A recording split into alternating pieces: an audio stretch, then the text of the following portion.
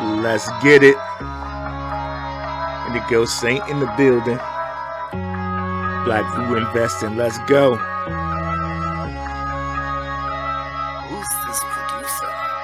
Best believe it was black or invested. With your money, you ain't gotta be guessing. Profits is what we manifested. So we binge on our black or invested. Best believe it was black or invested. Got course in this race, we ain't resting. We got stocks, we got crypto with a blessing. Just thank God for that black or invested. Best believe it was black or invested.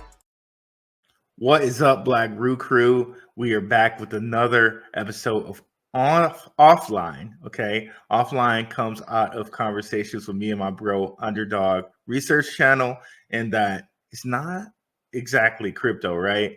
It's conversations that we have offline about particular topics like millennials, Gen Z. Producer. Best believe it was black or invested. With your money, you ain't gotta be guessing. Profits is what we manifested. So we binge on our black or invested. Best believe it was black or invested.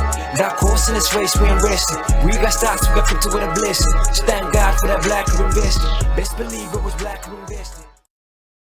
What is up, Black Brew Crew? We are back with another episode of Offline. Okay, Offline comes out of conversations with me and my bro Underdog Research Channel, and that it's not exactly crypto, right? It's conversations that we have offline about particular topics like millennials, Gen Z, economics, Black culture, American culture. You know what I mean? Like everything. It's all offline. Anything, no holds barred.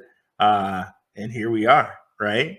So let's go ahead and bring in Underdog Research Channel. What's going on, Black Room? What is up, bro? What's going on? Man, I'm great, man. We appreciate the last offline we had. That was good. Oh yeah, for sure. I think a lot of topics people are gonna love to hear comments from guys. If you guys haven't checked that out, please go check it out. Please comment and comment on this one, comment on that one. Maybe who knows? Maybe one of your comments might be another offline show. Yeah, we didn't really talk that much about crypto like we normally do, but it's okay. I think the whole point of it is to talk about what we would personally talk about, and so they got what we was personally talking about. Yeah, for sure. Well, Black Room, I gotta say, you left us. I'm gonna call you petty, Black Room. I'm gonna call you petty because I'm gonna tell you if you didn't catch the other offline, I didn't say it, but I might be guilty by association. Black Room said something about millennials and Gen Z being lazy. I think he said Gen Z being lazy, and I didn't touch it. So I'm giving you an opportunity, Black Room, before you get canceled to explain yourself, sir. Well, everybody's saying Gen Z is lazy because Gen Z is like, I'm done working. And, I think Gen Z is done with working because it used to be a day where you could go work a basic job and you could afford, apartment, you can afford, a vacation from time to time, a car. But nowadays, like you can't. I was watching something from this guy, I think his name is Legion of Men or something, but he had this show where the people in Jackson Hole, Wyoming, they're like being priced out.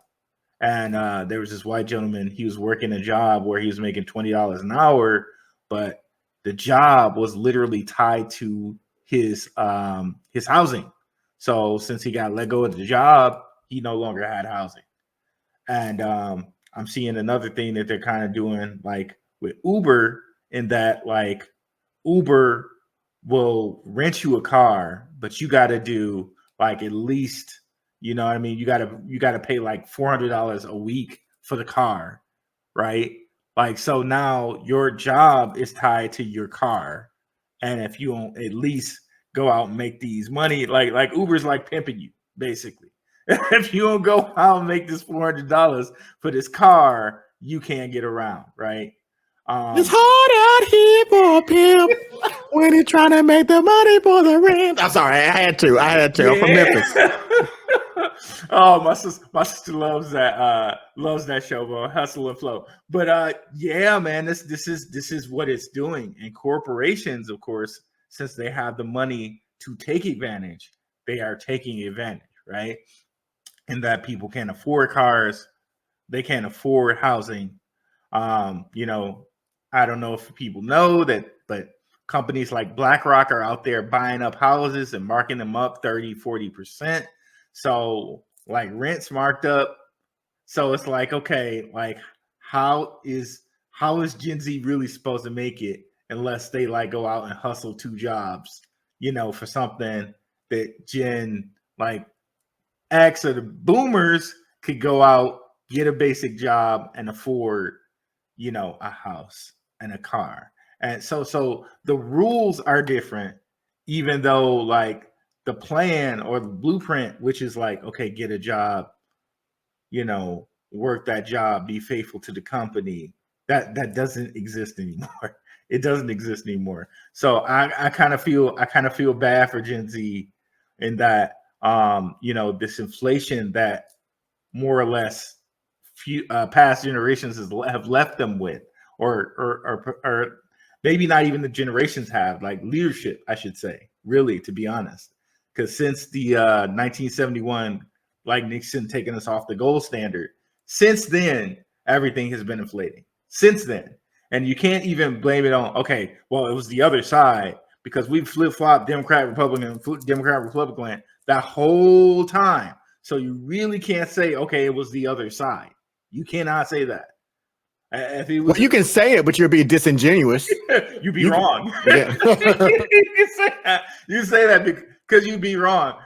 And I say that you'd be wrong because obviously the plan is to continue to inflate things. If no years between that time, 71 through like all the way up, right? If no years has inflation reduced, then that was the plan, I would say, right?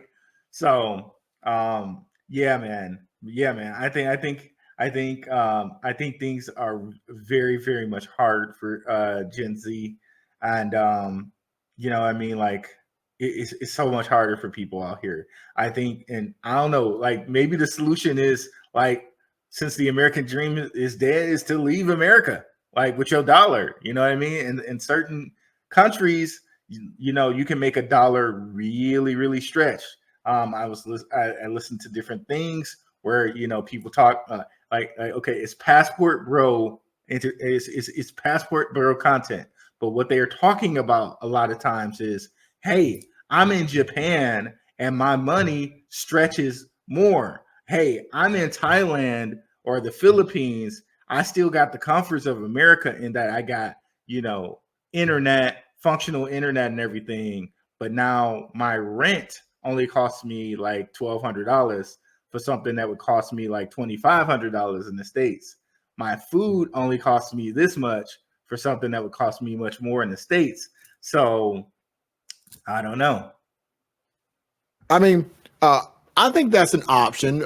I'm not going to leave the United States. I still think it's the greatest country in the world, personally. But how about this? I'll meet you halfway, because Black Root was giving a thought.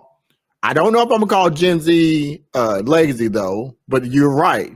They do have a higher level of obstacles to overcome and a shorter frame of mind of staying in employment. Plus, the employment doesn't pay much. But here's the suggestion.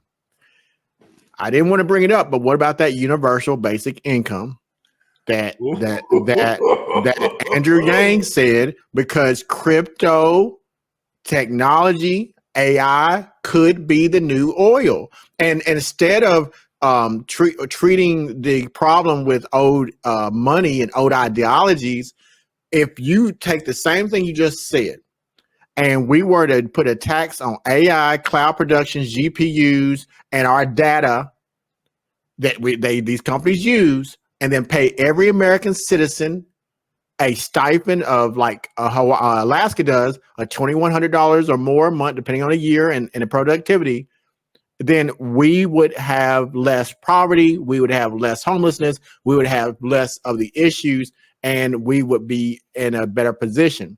Now, before someone says that's communism, that's communism, then you got to explain to me why they do it in with oil in Alaska, and then you have to explain it to me in Hawaii that I just came from. If you're a native Hawaiian, or I guess they call it a Polynesian, and you're from there, the government gives you lots of tax breaks, lots of benefits to help you stay there. Most families there that I saw work 3 jobs, and most family sizes are 8, 9, and 10 with the native people there. And then and I'm saying native because if you go to Hawaii, if you've never been to Hawaii, and you don't know the difference between the military people who are there and the corporations who have bought up the land, a lot of people in Hawaii, from what I've experienced, look at the United States as colonizers because of they took down the what do you call it when it's a one person, like the king and queen of England? What that's called? Start with an M. Start with an M. Can't think of the word. But the government was like a king and queen of Hawaii, the United States. Thank you. United States took down the monarch and established Hawaii as their land, and then they put military over there. And yes, yes, the military and the government and corporations bring billions, if not trillions, of dollars to Hawaii. But I'm telling you that a lot of the locals there look at that as colonization, and they want demilitarization. What's the point? The government of Hawaii pays a lot of stipends, tax breaks, and money. So families there are 8, 9, and 10. They all live in the same house. And we've seen this before. Nigerians do it in the United States. The Hispanic Americans do it in the United States. We have individuals who are from Asian descent do this in the United States. And I use Nigeria because that's the one I've seen. I've seen Ethiopian families do this when they come to the United States. It's not unheard of families getting together and come from a different place, and they pull their resources in order to survive. What, to your point, Black Roo, why not use technology and innovation to allow each American citizen to have a universal basic income, so we can take care of some of the issues that these Gen Z and we are experiencing right now. And I just like to point out, and I try to keep things like away from race too much, right? Because I want this channel, I want our channel to be, like for everybody. But of course, we are Black males, right? And my family, my mother and father, they were sharecroppers. And sharecroppers did this back in the day, where they would have 8 or 9 kids working, and you know what I mean? Like, I don't know if that's something that, again, like we talk about the American dream, like, okay, now we talking about 8, like people having 8 kids, like just to work for like minimum, like beyond minimum wage, just to make it work. Man, I think maybe like, I don't know, the way it sounds is like the poor are being priced out of America. That's really the way it sounds to me. The poor are being priced out, but they need the poor and middle class. They, meaning the people who have power and money, they use our dollars and to make them rich, and they'll continue to use it. So they'll never completely price us out, but they will, by economics, push us. You know what? Let me make a term. They're gentrifying United States, so that everyone, instead of looking at race as gentrification, how much money you make is the new gentrification that pushes everyone of the similar income into certain areas because you can't afford to live there. Yeah, which is a shame to kind of like bring it back to crypto, right? And why certain investments for me and all of us, I know, like, we're like, we research, and we're not trying to just hop on the latest hype, right? Research over hype, and that, we're looking at these things to be something like long-term investments. And I know I mentioned one time on offline how somebody mentioned holding on to NVIDIA. Like if you had held on to like and bought like $1,000 of it 20 years ago, you would have 750K.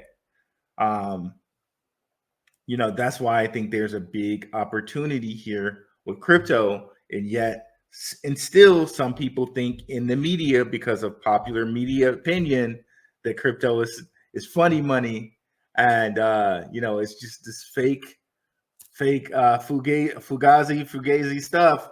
When we've shown you on my show, I know that banks and stuff like this, like Santander and all of this, are invested in XRP and all these different things. So it's clearly what's up next, but it is what's up next because I think as far as they've gone with fiat cash, it's reached probably its end. But you brought this up before, Black Roo. See, Black Roo, I know I'm supposed to be just talking to you, but I got to talk to the people who are going to watch this. He's a humble man. Black Roo is a humble man because I'm going to bring receipts for him when he said the very first offline, and this is not scripted. We just bring this up out the cuff. This is a clip, though, that I brought that I was going to share. And let's talk about what you said about cryptocurrency, people calling it funny money, from the very first episode. Check this out, folks. We were told and we were thought to say, okay, nothing's going to replace the dollar. Nothing. Why would I invest in system. something that's going to replace fake money? It's fake money. That's what it is. But we fell for the people. Some people fell for the fake in that it was a replacement. But it is, but it isn't. It is, but it isn't. Really, it's an improvement and enhancement in the current system. Oh, he's speaking facts. Don't preach. Preach. Hey, preach. All right. But well, people don't understand that. People don't understand that. But there's levels again to the game. Who's people? Who's people? You keep saying people. Who's the people you talking about? No, don't do it. No, you don't get canceled. No, I don't. I like to watch you. Don't cancel. I would say don't do it. People that don't. I would say it's people that aren't skeptical. People that do not look beyond. Yeah. I can see the SEC right now just leaning in. What are you about to say? Yeah, right? People that don't look beyond, right, the surface and the popular opinion. Oh, come on, Black Roo. I'm bringing it back out. So I told you, Black Roo is a humble man. So, Black Roo, you just said it then. Let's talk about it. You first start off with the inflation. It's global. Let's just make sure that everyone knows that inflation is global. Then you talked about here specifically, acutely in the United States. And then he brought up, how the current younger generations, what they're going to do to survive. And he also brought up where it used to be you have 8 or 9 kids. You can't afford to do that now, but that's the only way to survive. What are we going to do? And so I brought up, hey, maybe we need to change our thinking and start using technology as the new oil and make money. So Black Roo, it kind of goes to the point of what you said then. Is it our meaning the United States and people who are over this country, lack of vision? That's interesting to think about. That's interesting. I'm not sure. I think again, it's another kind of a like follower culture in that people are going to follow like, okay, the way things were already done. Let me just try to do it that way. And I don't know that necessarily works anymore in this generation. As far as like one of the things like take for example, I brought on Andrew Saunders of Scale, and one of the things that I really liked that he said was he likes to do 2.5 marketing. So it's not like he's sending out pamphlets or something, or trying to like put something in the yellow pages or whatever. Like a lot of audience probably don't even know what yellow pages is, but he's marketing for this age of people. He's trying to hit people with, like placing something in Netflix or something, or something where it's going to get into your psyche, maybe your subconscious. Like it takes a newer way to do it today.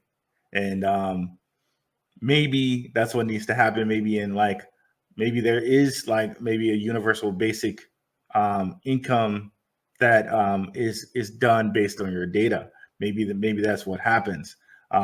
Maybe jobs kind of spring up in the metaverse. That's one of the things that I always thought may have a thing to happen, because there are a lot of cryptocurrency companies that are popping up that are talking about custodying metaverse assets, right? And things like rewards that we get from things like frequent flyer miles, like maybe that goes across to everything now. So if like and we realize this in like, okay, buying a Starbucks coffee, right? If you got the Starbucks like rewards app, on your like 15 coffee is free, right? But now they have your email address, which they can sell to other people for way more profit than your 15th coffee, right? So in a way, maybe that kind of comes back in the hands of the people. And one of the ways that we see this, that like people might not believe, but it's actually a thing, is with these DNA collection sites. And I don't even know if I like the 23andMe. We are not so sure how they use the DNA, right? But their cryptocurrency 23andMe's that are popping up there saying, hey, we will, if you agree to give us your data, we will let you know who we sell it to, and we will only sell it with your permission, but we'll give you a piece of what we actually sell it for. So there are actual cryptocurrency companies that are popping up trying to take advantage of this. And that just clearly lets you know that 23andMe is getting some serious profit in it, that crypto is actually bringing it out, and they're saying, okay, well, if you give it to us, we'll let you be in full control of how this data is sold, and we will give you some piece of it in our coin. Okay, so again, yeah, maybe that's what's next. Black Root, that's exactly what I was bringing up in that digital gold. Andrew Yang brought this out 5 years ago, where he was talking about data property rights and having preferences, and that these companies are making, we don't know how they acquire our data, but they get our data, they make trillions off of it. But again, I'm gonna keep referencing it. Fool's gold. They tell us that it's not worth anything, and maybe we should start to look at profiting ourselves from it, creating that universal basic income, doing the thing they do in Alaska, doing what they do in some parts of California. There's nothing wrong with it, but it's a new way of thinking. I think that's exactly where it's going. And if it's not going there, we should ask for it to go there. You mind if I bring up something? I'll go right ahead. Just to your point, I brought this up, and this is something that y'all may not be aware of. And this is called the DOI, not DEI, which diversity, equity, inclusion. This is DOI, diffusion of innovation theory. This is an old theory I brought up before, from 1962, if I remember correctly. And I talked about it before about crypto, and I'll play a video in a moment. But what this talks about is an approach. The population is broken down of their willingness to deal with technology glitches and technology. There's a bell curve, and there's people who are innovators, early adopters. Then there's a gap. They call it the chasm. And then there's the early majority, late majority, and laggards. And I'll explain that in a minute, but I guess Black Root, to make this make sense, if this is true, and there's 5 types of people, then which one are we right now? The innovators, or the early adopters, or early majority? I'd say we're probably somewhere really like the early adopters. So if we're the early adopters, we're the only 13.5% of people believe like we do. I think that's accurate. You think so? So if that's true, you laid out a clear problem that is ongoing regardless of presidential stuff and who your partisanship. It doesn't really matter. We have a clear differentiation. Then you get down to demographics. Gen Z versus millennials versus Gen X. Then you get down to economics. What do you see we have to do in order to bridge this gap, this chasm? And here's the of the chasm. The chasm is the gap between early adopters and early majority in technology adoption life cycle. So as described by the person, Jeffrey Moore's book, Crossing the Chasm is a critical hurdle that startups must overcome to achieve widespread adoption of a new product. Let's make it make sense. Crypto is that new product. How do we get through this gap that you see here in order to, get some resolution to the problem that you brought up? Man,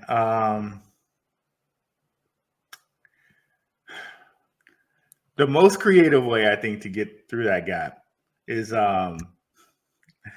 okay. So I like to watch a channel, Anton Daniels. I don't know if you guys are familiar with him or not, but he's a Detroit guy, and he has this show called The Millionaire Morning Show, and he talks about like popular media topics in that show, but mostly it's supposed to be mostly finance, right?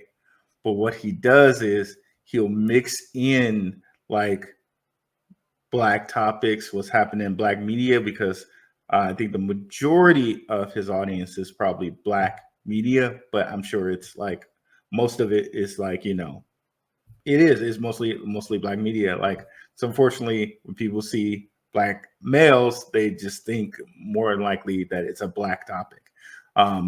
But what I'm saying is, with him mixing in the popular Black topics or popular Black politic things in with like something that has to do with like, rap or cultural things and like that. Basically, the way he says it is he mixes in the medicine with the candy. So he That's gives good. him something sweet that has the medicine within it. So I think we have to do that so that Gen Z and younger understand what cryptocurrency is. Because I think the majority of cryptocurrency, the majority of that 18% is probably Gen X and millennials. That's probably the majority of it, because Gen Z really doesn't care. They only care about what's popular. They only care about like in most teenagers / like just graduating from college people, they really don't care about. They only care about having fun. That's just what it is. That's just our culture. Maybe that's American culture in general, is that you're not focused on your funds until you got a kid and a wife, and like money now really kind of matters, right? That's just what it is. So if we're gonna reach anyone with it, like the Gen Z and like maybe some of the like earlier millennials, like the younger millennials, I think we have to mix the medicine in with the candy. I'm looking at what you said. I was just, when you said that, I took a quick look. Matter of fact, let me share my YouTube stats, because you said, hey, who is really looking into cryptocurrencies and stuff? So let me just share. This is good analytics, I think, based off of when I started in 2021 ish to now. Let me just share this and let's see what the percentages are. Let's see here. If I can find it. Here we go. All right. So there we go. So here's the age and demographics. So this is the totality of the channel, Black Roo. And so let me just do this. So based on this, let me make it a little bit bigger. This is all the videos, all the people who watched. The percentages are as follows. Between the ages, I have 0 people watching this channel between the ages of 13 and 17 years. 18 to 24 years, 0%. Then the lowest demographic is where Black Roo said, which is 25 to 34, 12.5%. Then it's almost split evenly. 35 to 44, 37%. 45 to 54, 39%. So that's about right. And then 55 to 64, 10%. And then no one 65 and up. So to your point, any ages on at least this platform based on, and I'll see how many views I have total. I believe I'll have like, let me pause. I think I have let me see how many people have come to this channel. I want to say it's like 250,000. You know where to see that at, Black Roo? I can't remember. I do not. Okay. Well, anyway, here it goes. So I don't know if y'all can read that, Black Roo. It says every video watched, there's been 344,697 views. So based on all those views, it appears to me that you're right on the money. Like that age demographic, when they're in college, if you're between the ages of 17 and 24, that's your bachelor's, they're not watching. Maybe they're watching someone else's channel and this is a bad analytics, but I think almost 400,000 views, that's a lot of people, right? Yeah. That's a good point. So how do we increase that? I mean, the awareness, but also if you're in retirement age, you're not looking at it either. So there's a sweet spot. You're 35 to 55 is the sweet spot. So my question is, how do you go to the ages below and above and to teach them about this stuff? Well, for the ages below, I think we got to mix the medicine in with the candy there for them, and people like 65 or older. I don't know, because I mean, I think there's only like, it's not financial advice or anything, but I think like there's maybe for most cryptocurrencies, it's probably a 0 to 10 years horizon for most of them to pop, which, at 65, that means that now puts you out at 75. Whereas, if you're 35, you're now 45. If you're 55, you're now 65. So for them, I don't know if they would want to watch. I mean, I still think this time horizon from anywhere from 0 to 10 years is way better than, just saying, okay, well, just put in the S&P 500 and wait for 40 years. I think it's way better than that. So I was listening to somebody, they were saying like some video someone shared in our Telegram where it was like, the first 100K is the hardest, then how do you get from 100K to 1 million? And this dude had the audacity to say like, okay, if you had 100K, put it in the S&P 500, and then in 40 years, you might have $1 million. In 40 years. Not 40 years. 40 years. I was like, are you kidding me, bro? Like, oh my God. I was livid when I saw that, bro. Like, and this dude has like 3.9 million subscribers, and that was his advice. I was just like, oh my God. For this really, I don't know. I just feel like, okay, if I'm in cryptocurrency, it would be way better to do that than to wait on the S&P 500. Even though if you look at the S&P 500, all it's done is gone up. I get that, but I'm not 40 years, bro. No. I'm looking at Black Roo. While you was talking, I was looking at what you said. Man, you just brought up something that is. So that's why I like talking to you. Check this out, Black Roo. Check this out right here. So this is just a quick cursory search. This may not be as accurate. It's America's Health Rankings, voter participation from 2020 to 2022.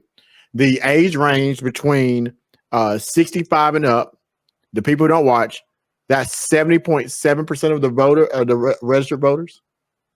Really? Wow. So for a demographic who's not watching, looking at technology, who doesn't care, they are the highest percentage according to this one survey. And this could be incorrect because I did a quick search online. Then I did one with the people below 25, and they're starting to get a higher level. It doesn't show a percentage; it shows state by state, but it's still to the point. Let's say this is correct. Let's say that 70.7% of the current voters participating in the election, according to this United States map, are over 65. Then we have a very thin opportunity for crypto. That's not looking very hopeful, my friend. It's not looking very hopeful at all, because when these bills go to Congress to pass, because we need good regulation, and their voters, if this is true, are not going to really care about this. It's a change from it goes back to what you said in the beginning, that people thought that the crypto will be replace the dollar. If they don't understand it, they're going to go off the narrative of what they're being told. Which is exactly how people want it, I think. Oh my goodness. That's exactly how people want it, if you know what I mean. I really think that's exactly how people want it, because let's just say that generation, right? That generation is used to listening to the news, and that's their source of truth. Yes. If the news now says, okay, crypto is going to be good for the economy, this is what, Bitcoin, we're injecting Bitcoin in the economy and it's going to reduce the debt, it's going to do this, going to do that, they will go out and vote the way that the media tells them. They will. So that's I think that's exactly how they want it. It's wild hearing that. Man, this is a good conversation. I taught my mother how to get into cryptocurrencies several years ago, and I'll be absolutely honest, she is a rock star now. I would put her up against 98% of the people in the United States to talk about cryptocurrency. Now, she's very modest, and she's not from a generation that's going to twist your arm. She knows what she knows, and she does her research. And she has founded several projects that I don't even look at that have done exponentially well. And even though we have years between us of learning this stuff, she still is very timid about, sometimes what she picks, because of the fact that she's over a certain age. And I was thinking about that, though. And that's with me as her son, giving her research and conversations, how much less prepared are a family of people who they're over 65. They don't understand it. Their children don't understand it. Their grandchildren don't understand it. And then their only source is what they see on the news, which replaced the paper that they read. It's almost unfair that people just manipulate it so easily, and they're just going to do what they're told. It's like being mindless drones, that we have put ourselves in a position that we're so dependent on others telling us we won't do any research whatsoever. Yeah, and it's a sad thing, and that so like we were talking about another offline, there are levels of news. So when these guys want things to get into that level of news that 65-year-olds are listening to, it'll get there. So I think like the best focus might be the younger crowd. So the best focus might be the younger crowd, but you're right in that the over 65 people are the most of the voters. So so where do we go with it? Where do we go with it? Do we hit the voters, or do we hit the future? Right. Well, honestly, I'm gonna be a little bit cocky right now. I don't know if I can use that word. I don't know another word for it, but honestly, Rue, I hate to say it, but at least we and the people who follow us, we in a position to win. And I hate to say it that way, but I'm looking like this, finger looking good for 2025. Like I already know. That's why like I don't sweat. You know, if people follow this channel, if it's your first time watching, you know, we cover various projects, but one that overlapped with me and Black Roo the first time around was Veracity. That's actually how I met him. Tailcoin, Veracity. I met Black Roo because I found the video too the other day. I found our first video we did together, and it was on Veracity. And I'm like, hey, this brother right here, he knows what he's talking about. And now SwiftCoin in 2024 is another overlap. So every once in a while, me and Black Roo have found ourselves overlapping and covering a project. Honestly, think 99% of all the videos you'll find on this particular project, me and him have covered. And even if there's ones before us, to toot our own horns, no one, absolutely no one has covered the depths. You cannot go to his channel and my channel and review all the videos and not know everything about this project and a lot of other information. So with that being said, I don't really care about the up and downs. Like I feel like people are being played and are being tricked out of their bags, as people say, and out of their position. And then I feel like 2025 is going to come here, and it's not even really the boom. Like we're going to see I think we're going to see some significant money in 2025, but I don't even want to sell it. Like I wanted to go back down again because I think what the big boom is going to be 5 and 10 years with this network that they're building. That network, Black Roo, let's say this, that network that these companies are building, such as SwiftCoin and such as Animoca Brands with Mocha ID, XRP, Chainlink, these networks are the most valuable aspects, even more than the cryptocurrency. Cryptocurrency is the gateway, the blockchain, but I'm so past that now.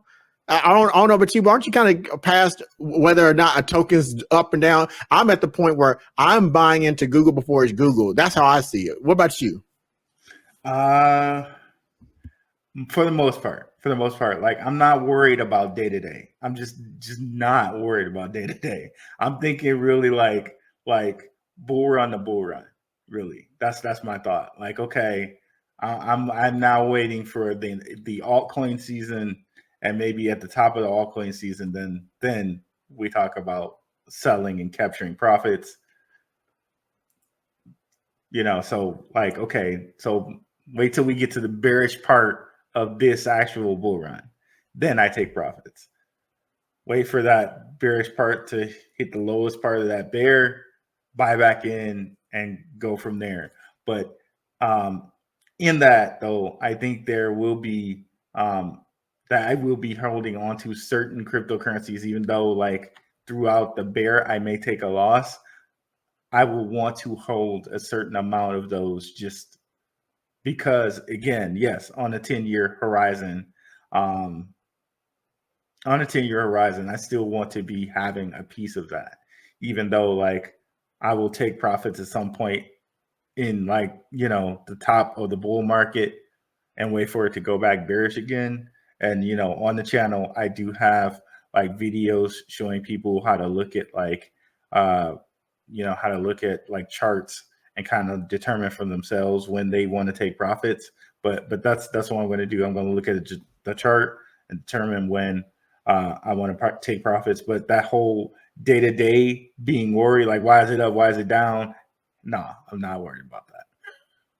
Yeah, it's kind of it's very funny to me, actually, you know, because I do respect everyone's perspective.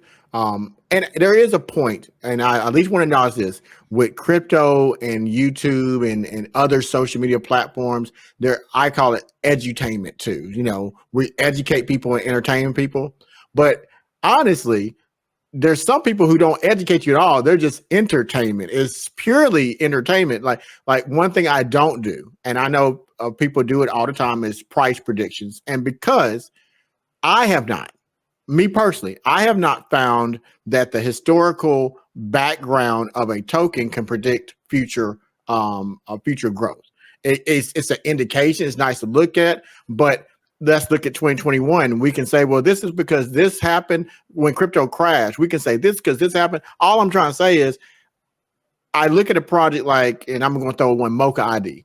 I'm going to use that one. Animoca Brands, $5 billion a year. It brings in, they set it from the top. They don't care about price action. And you look at the other tokens associated with them, it absolutely don't care. Some of their projects look like they're just red every year. But then you look at Sandbox, and no one thought about Sandbox. That's their project. Ape NFT. They got their metaverse built by Animoca Brands, and the Ape coin went crazy. And the reality is, though, you never know when that project can go up, and you don't know when it's going to stop. And so I guess Black Group for me in 2025, I predict that there will be profits. And I'm saying profits. If I get 5x, that's profits. And I will sell some. But I want to get to the point, though, Black Group, that when I sell, I can use a brute force attack. I'm talking about take 100K and put it on a project that is down deep in the dirt in red and do the same thing. And then when that goes up 1x, now it's 200K. That's what people don't get. Like you said, once you get to that first million, it's all easier. And I've done it before. You take a project like we're saying, I feel like we're in a position that the people on our platform, several of us, including the people you're seeing right now, are going to be millionaires from the investments. I will say that. I do predict that several people, including ourselves, and I don't know how much money we have, so it's none of our business, but I predict that if you didn't have $1 million, that several people will do the research and may become millionaires because they got into it dirt cheap and they got a 10x. And they got something, one of the tokens is worth 100,000. And then they just, in 2025, they rode $100,000 of money into another token that hadn't taken off yet. And these things happen in tiers. And then that token takes off 10x. And now you're a millionaire. And my advice to myself, if I get $1 million from 2 plays, I'm gonna check out of that $1 million. I'm gonna keep some in the other things, but I'm gonna check out because I want to secure that money, pay the taxes, and pay off something. But I don't want to, like I said, I don't want to cash it all out in 2025. Yeah, it makes a whole lot of sense. And that's what I'm looking for, like, or not financial advice, but for my portfolio. Because it's right there. It's right there. Like, take something, for example, like NVIDIA. Like, people were gaga and crazy over NVIDIA. But if you look at it at the beginning of, like, at the end of 2023 to like now, it was only a 3x. And I can name at least like 2 or 3 crypto projects that have gone up more than 3x over this little like mini bull run we had, like LCX, Casper, or Caspa, KAS.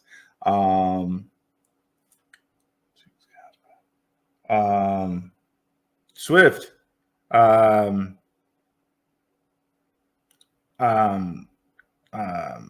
Stronghold, all of which have gone up over 3x. And that just shows you just the opportunity. And there's probably some that I'm like leaving out.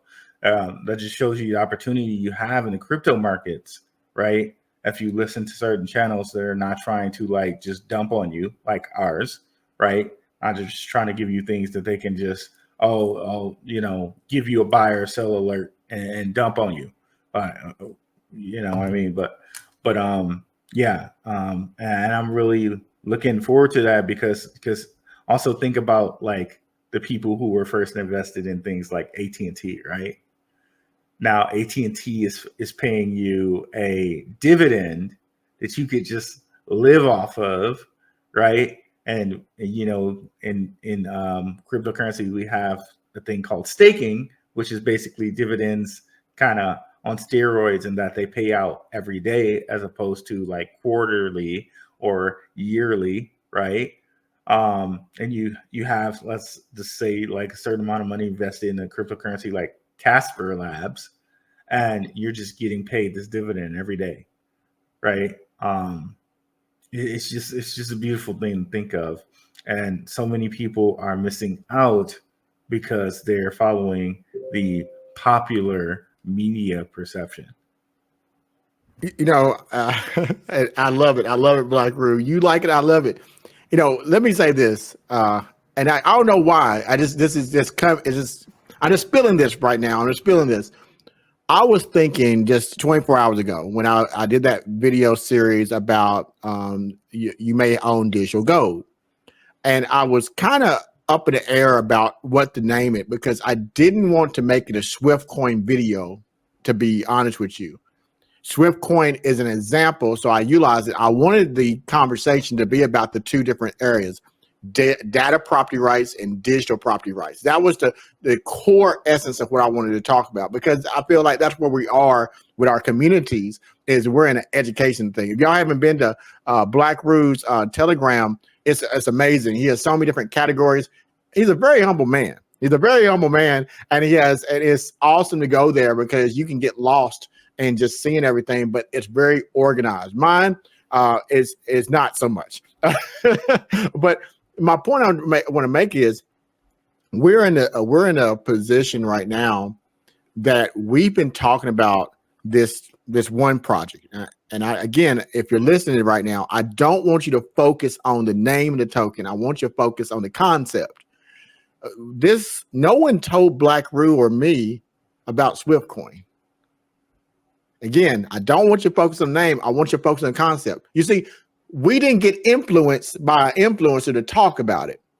What happened was, as we're researching other stuff, it's like a thread was pulled and we happened to follow that thread.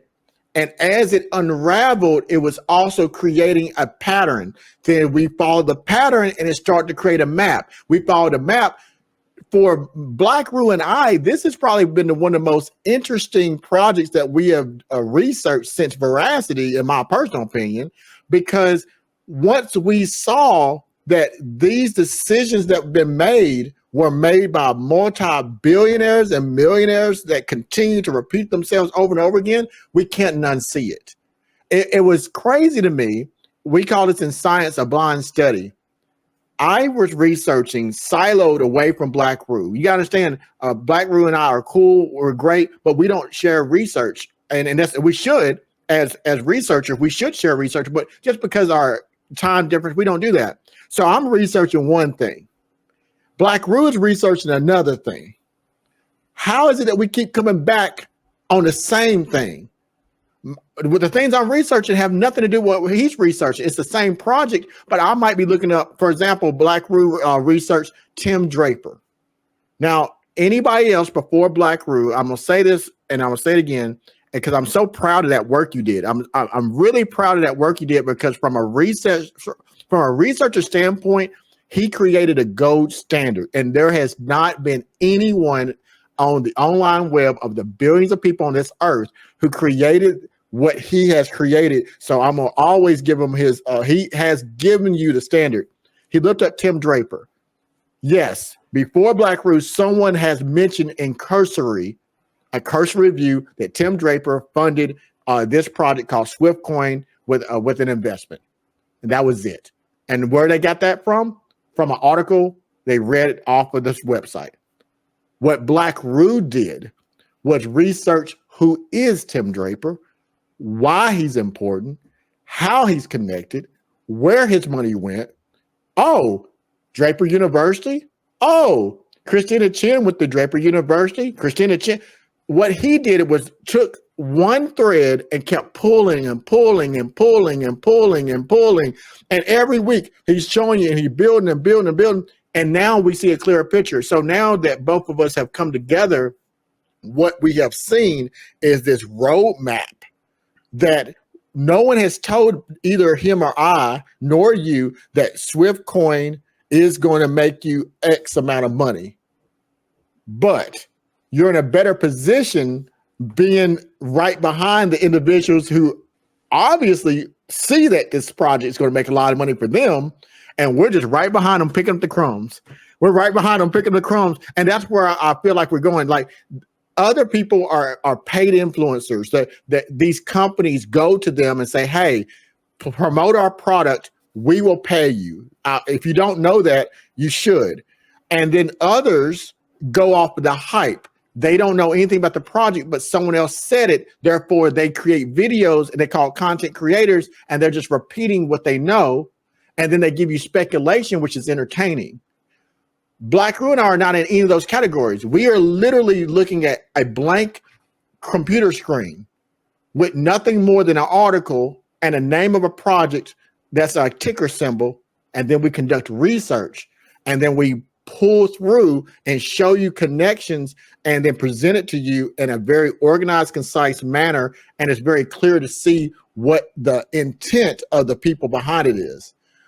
Unfortunately for everybody, no matter which way you do, we can't control the information we receive. So bad data in is bad data out. So if their articles lie and the filings are lie, we can't be scam detectors, because that's the manipulation. We can only give you open source information, which is why you should give us super chats, because if you do, we can buy these. We can go to Crunchbase, for example, and pay software programs that cost $2,000 for investors to tell us who's the current CEO, where did the money go, where's the tax filings. That's what we're not doing. We're working with, I'm a Marine, we work with less, right? So we're working with the scraps that we find online and making meals for you. So if you support the channel, that's how you support it. Give us access to better databases, better resources. You get better products, and you can make more money potentially because of the fact you're in a better position. But that's why I just want to say, Black Rue, that's what's so exciting about what's about to happen,